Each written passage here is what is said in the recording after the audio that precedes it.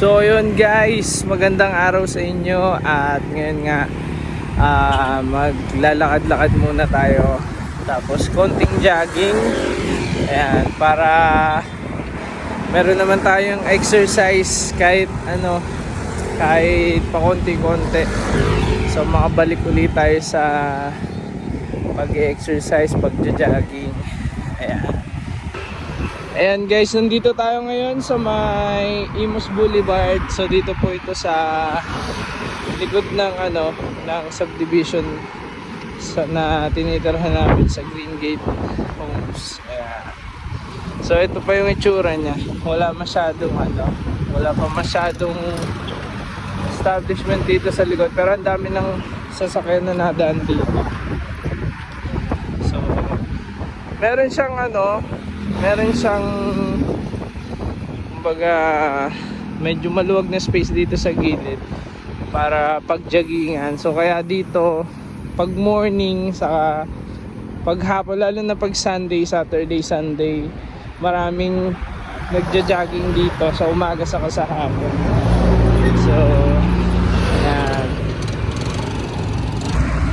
So ayan, habang naglalakad-lakad ako ngayon, so wala akong magawa magbablog na lang ako. Kukwentuhan ko kayo ano yung bago to maging highway, itong Imus Boulevard. Ano to dati? So dati naalala ko nung mga siguro pa ako noon. High school. Mga first year, second year.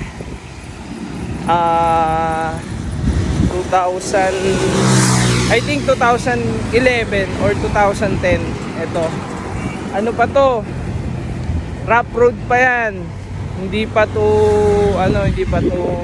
sementado. So bali ang ginagawa namin dito, doon pa sa may sa may hospital ng Imus, yung dito, yung daanan para maka-access ka, o kaya dito sa may open canal, dulo-dulo yan Tapos rough road to, lang yan, makitid na karasada.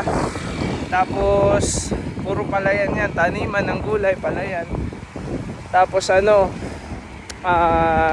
napunta kami dito kasi dun sa banda doon may ilog dyan Dati malinis pa yung mga ilog dyan. Hindi naman sobrang linis, pero hindi naman puro basura sa kaburan. So naliliguan nyo pa siya, kaya nadayo kami doon. Meron kaming mga bike, yung iba may motor kami dyan, magbabike. Tapos may baong kami mga bugong, yung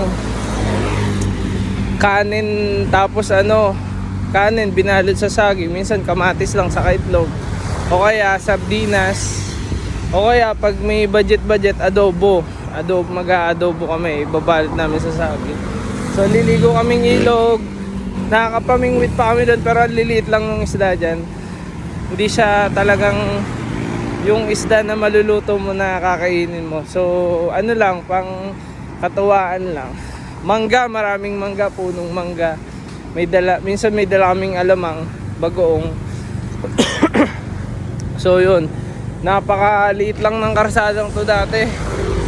Tapos nag-aral ako ng Manila kasi bira ako makagala na noon nung nag-college ako. 2013 nata ako nag-aral. Nagsimula mag-aral sa Manila. Tapos parang mga 2018, ang tagal ko hindi nakaikot dito basta lang ako pasok bahay lang ako noon Pagkaikot ko dito nagulat ako ang laki na nung karsadang ginagawa. Yung sa may McDo, sa may Petron, dun sa may crossing na yon, dati ang liit na karsada. Yun lang yung medyo sementado na part, pero durug-durug yun yung karsada nun. Sementado pero durug.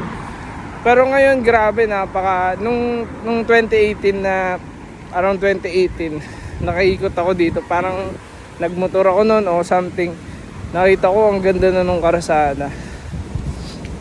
So possible itong area na to, another, kung mga 8 years to 10 years yon, o from 2011 to 2024, 12 years, 13 years.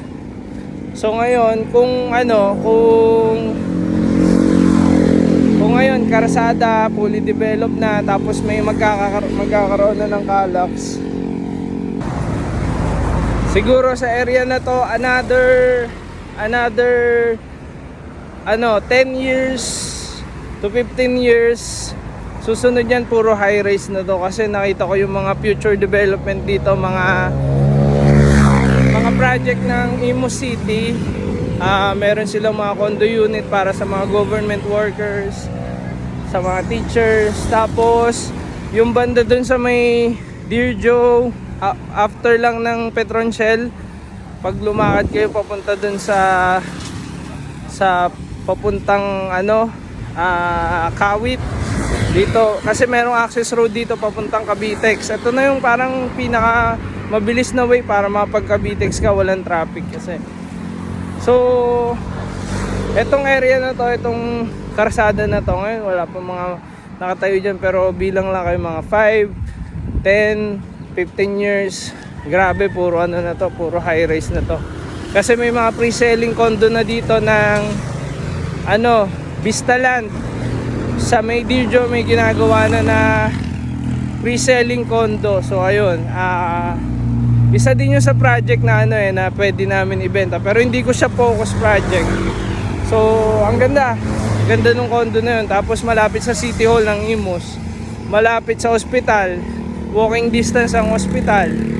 Tapos parang yung meron kasi kaming kaibigan yung katapat na ng lupa nila dito na nabili din. Parang daw tatayo dyan Ayala, magkakaroon ng Ayala malapit sa City Hall, sa SM. So hindi ko lang alam eksakto kung saang location. Tapos dito, mula din dito sa Imus Boulevard, napakalapit na nung yung Imus exit, yung Calax. So mga 5 minutes na lang kung walang traffic, dire-diretso. 3 to 5 minutes nasa na kayo, nasa Calax Imus exit. Kaya kung mag-SLEX kayo, pwede rin sa north. So doon na kayo mag-a-access sa may sa may Calax, doon sa may Imus exit, o kaya ang pinakapangalan niya talaga is Open Canal Interchange. So yun, yun yung mga parang magiging future development dito sa Imus. Napakarami pang ide-develop dito.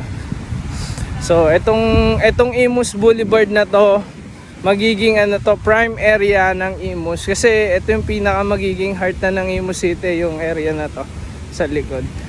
Kaya yung mga may property malapit dito, may mga property kayo dito, halimbawa sa Jade Villas, Jade Residence, mga property sa Malagasang, property near sa Open Canal. So expect nyo mas magtataas. Green Gate Homes, Green Estate, Green Park, lahat kasi may mga access galing dito sa sa Imus Boulevard. So expect nyo in several years, 5 years, 10 years, mas magtataas yung value ng property nyo. And guys, ang aming bagong City Hall. So napakaganda niyan guys. Tingnan nyo naman. Yan ang City Hall ng Imus City. So yung likod niyan, ang laking parking area na cemented na. Tapos meron atang ginagawang auditorium doon na malaki sa likod din. So sa likod na part, makikita nyo pag napunta kayo dito sa Imus City Hall. So yan pa lang yung dito. Yan pa lang yung gusali dito. Tapos the rest puro puro bakanting lote. Ayan. Tapos doon, ayan, hanggang dyan ako naglalakad usually at nagja-jog. Hanggang McDo.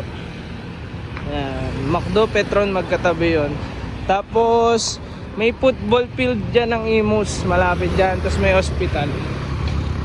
So kaya ayan, yan palang mga development dito. Pero after several years, sobrang dami na ditong future development. yun lang. And thank you guys. Alright. Exercise tayo. Exercise. Para malusog ang ating katawan. Ayan guys, naka 10k plus steps na tayo. So na-reach na natin yung target natin na 10k per day. Tapos yung distance naman 7.5 kilometers. So daily 10k steps tayo para healthy living. Alright!